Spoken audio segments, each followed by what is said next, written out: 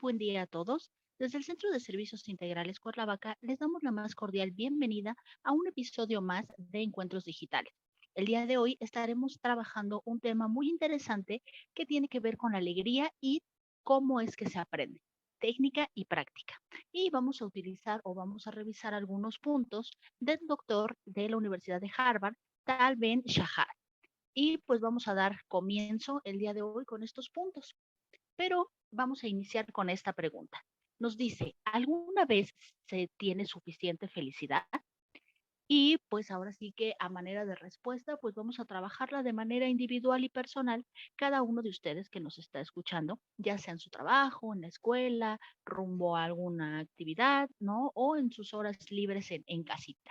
Entonces nos dice una frase muy importante, es precisamente la expectativa de ser perfectamente felices lo que nos hace ser lo menos, ¿no? Entonces, esta es una frase para reflexionar y para dar comienzo con estos puntos que nos van a llevar un poquito a ver precisamente esta temática de la felicidad y a reflexionar en si lo estamos llevando a cabo, si no, o que está pues de alguna manera impidiendo que nosotros podamos percibir estos momentos de felicidad. Entonces nos dice como número uno, perdone sus fracasos, es más, celébrelos. Las emociones negativas forman parte de la vida y son tan naturales como la alegría, la felicidad y el bienestar. Aceptando las emociones negativas, conseguiremos abrirnos a disfrutar de la positividad. Se trata de darnos el derecho a ser humanos y de perdonarnos la debilidad. Ya en el año 1992, Mauger y sus colaboradores estudiaron los efectos del perdón, encontrando que los bajos niveles de este hacia uno mismo se relacionaban con la presencia de trastornos como la depresión, la ansiedad y la baja autoestima. Entonces, básicamente este primer punto, ¿no? Nos lleva a reflexionar un poco sobre nuestros errores o nuestros fracasos, las cosas que de pronto hacemos mal, pero que de forma negativa, pues llevamos como un peso en la espalda, ¿no? Y nos dice es importante, pues aprender a soltar y también aprender a que estas emociones son parte de lo que hacemos todos los días, que también son parte de las cosas que vivimos y de las cosas que de alguna manera cometemos todos los días y que no necesariamente tenemos que verlos como una cuestión negativa, ¿no? Que no necesariamente tenemos que verlos como algo que nos afecta, sino como una posibilidad también para aprender algunas cosas que si bien no tenemos que aprender de todo lo malo o no nos tienen que pasar cosas malas para que podamos aprender algo, pero que sí podemos aprovechar estas situaciones negativas que se nos presentan para tomar o retomar algunos aspectos importantes, ¿no? Quizá reflexionar si es el camino correcto el que estamos siguiendo, ¿no? O cómo nos estamos relacionando con algunas circunstancias, con algunas personas, ¿no? Cómo estamos llevando a cabo ciertas cosas. Entonces, estas cuestiones, ¿no? Lejos de utilizar la palabra, a lo mejor celebrarlos, ¿no? Como algo bueno, les digo, sería el retomarlos y el perdonarlos, ¿no? El saber que somos humanos y que tenemos también esta posibilidad de hacer las cosas bien, pero también de equivocarnos, ¿no? Y no pasa nada.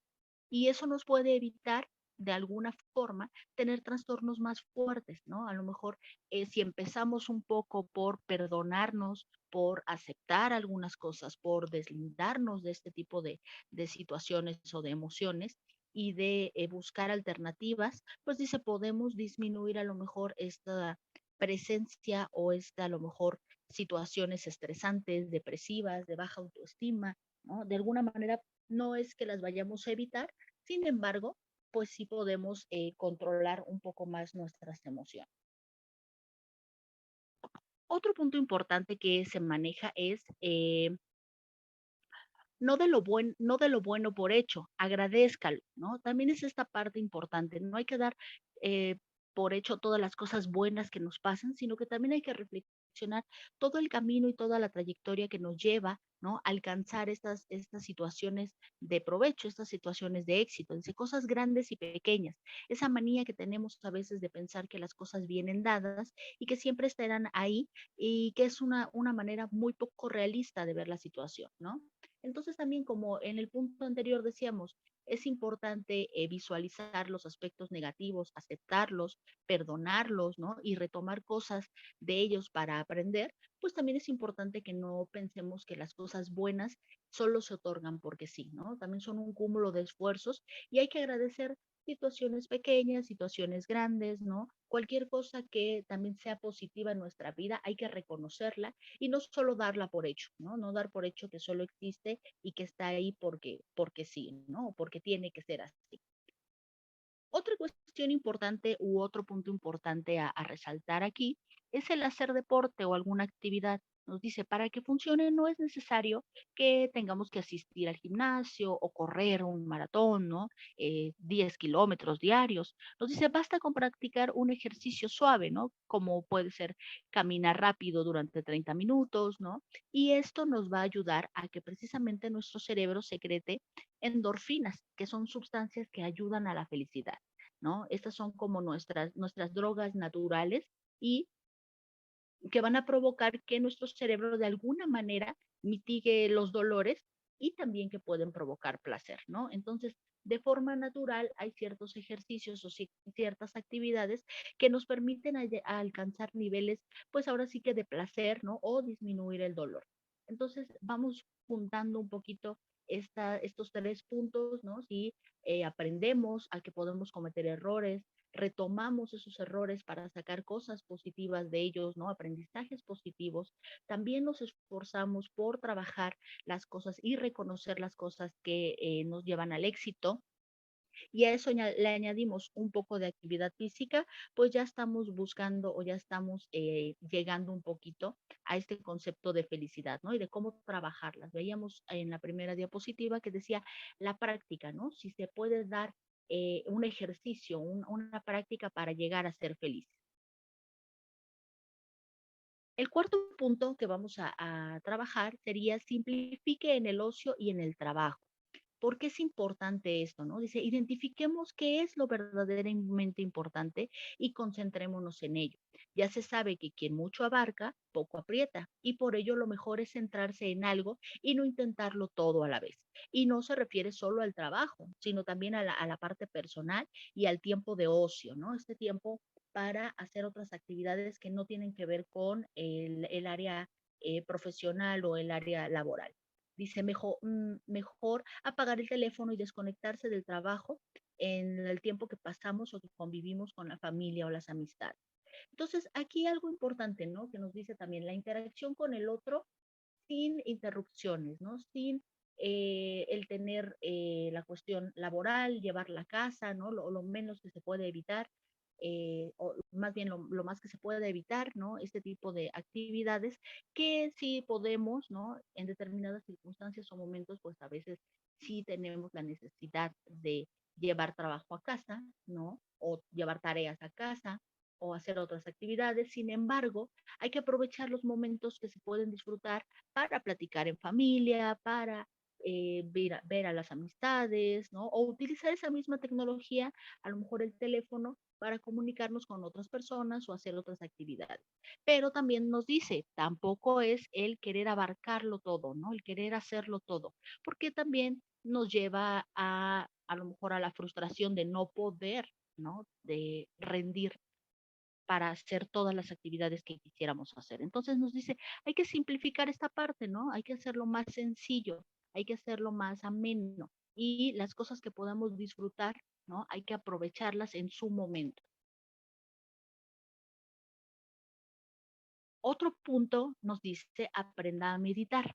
Aquí es bien importante porque nos dice, este es un hábito que es relativamente sencillo y que nos ayuda bastante, ¿no? En cuestiones como el poder combatir algo tan fuerte como es el estrés, ¿no? Y que tiene consecuencias bastante negativas, no solo en nuestra parte emocional, sino también en nuestra parte física, ¿no? Está comprobado que algunas enfermedades vienen también a través o vienen también por padecer estrés, ¿no? Dolores de cabeza, que se vuelven crónicos, ¿no? Que pues imposibilitan poder hacer ciertas actividades, entre otros más, ¿no? O sea, entre otras enfermedades o entre otros malestares que también que también están asociados al estrés. y nos dice, a largo plazo, la práctica continuada de ejercicios de meditación contribuyen a afrontar mejor ciertos baches de la vida, ¿no? A superar crisis con mayor fortaleza, ¿no? Y que de nosotros mismos bajo cualquier circunstancia. Es un momento idóneo para manejar nuestros pensamientos hacia el lado positivo, aunque también no es seguro, ¿no? Dice, no hay un consenso en el que se diga que el optimismo llegue a garantizar el éxito, pero dice sí nos va a dar un momento de tranquilidad, ¿no? O de paz. Ojo, es bien importante también tomar en cuenta que estos puntos o estos consejos o estas sugerencias tampoco son un camino que garantice que vaya a haber felicidad, que todo vaya a ser positivo, que vayamos a encontrar el éxito en todo lo que hagamos. Sin embargo, son un camino que nos prepara para, ¿no? Que nos ayuda, que nos impulsa, que nos alienta. Entonces, si nosotros aprendemos a manejar estos puntos y los llevamos a cabo, entre otros muchos más, ¿no? Pero estos son, digamos, que los que propone este doctor en sus clases, ¿no? En su práctica, pues entonces dice, nos sugiere estos puntos para que los retomemos y sea este impulso o este motor que nos ayude y nos lleve, ¿no? Sin embargo, ahí les decía yo, pues otra inmensa cantidad de cosas que nos pueden apoyar o también perjudicar, ¿no? Aquí la cuestión es lo que queramos tomar en cuenta y cómo lo tomemos en cuenta. Este punto de la meditación, pues nos dice, bueno, está comprobado que puede reducir, ¿no? O puede combatir estos grados de estrés. Y si nosotros, les digo, vamos trabajando todos estos puntos, pues hacemos un poco de actividad física, ¿no? De ejercicio, meditamos. A lo mejor en este momento en el que podemos centrar nuestras ideas en esta meditación, pensamos en lo positivo, ¿no? En el punto 1 y 2, que habla, bueno, qué cosas negativas me están pasando, qué cosas positivas, cómo puedo mejorar lo negativo, ¿no? Cómo puedo evitar caer en estas cuestiones negativas. Entonces, eso puede ser parte de nuestra meditación asociado también con algunos ejercicios para respirar, ¿no? Para manejar o controlar mejor nuestra respiración. Y pues eso nos va a ayudar, vaya, o nos va a permitir mejorar. Y por último, este punto también que es bastante importante, nos dice, practique una nueva habilidad que es la resiliencia. Este término se ha estado manejando bastante en los últimos años, ¿no? Porque precisamente ahorita vamos a ver un poco cómo se define y por qué es importante, ¿no? Tomarlo en cuenta, porque es importante a lo mejor asociarlo con lo que podemos hacer, ¿no? Con nuestra propia vida, nuestra propia felicidad. Nos dice, que la felicidad depende de nuestro estado mental. Concretamente, nuestro nivel de dicha lo determina aquello en lo que nos fijemos y en las atribuciones del éxito o el fracaso.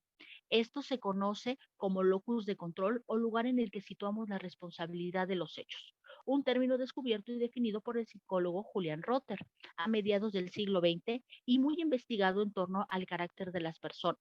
Los pacientes depresivos, por ejemplo, nos dice que atribuyen los fracasos a sí mismos y el éxito a situaciones externas a su persona. Y la gente positiva tiende a colgarse las medallas y los problemas, casi mejor que se los quede otro, ¿no? Entonces, vemos aquí, les digo, haciendo un análisis muy rápido, que de pronto, ¿no? Las personas que tienden a ser depresivas, a estar tristes, pues se culpan, ¿no? Existe este sentimiento de culpa, por eso dice ahí, atribuyen los fracasos a sí mismos, ¿no? Cualquier cosa mala, positiva, negativa, vaya, de dolor, de miedos, de incertidumbre, se la atribuyen a cuestiones propias, ¿no? A lo mejor yo lo merezco, yo lo provoqué, no merezco que me pasen cosas buenas. Y si existe alguna situación que sea a lo mejor un tanto positiva, ¿no? O mejor de lo que está pasando, pues se lo atribuyen a cuestiones externas, ¿no? De pronto mi felicidad depende de otros, ¿no? Mi estabilidad depende de otros, si el otro no está, o si no hace, o si dice, o si ciertas circunstancias no se dan, ¿no? Entonces le dejamos las cuestiones a lo que está externo, lo que está por fuera. Mientras que nos dice también la gente positiva, pues tiende a colgarse demasiado las medallas, ¿no? O sea, de pronto todo el éxito es mío, todo lo positivo es mío, y cuando hay problemas, ¿no? Mejor que se queden afuera.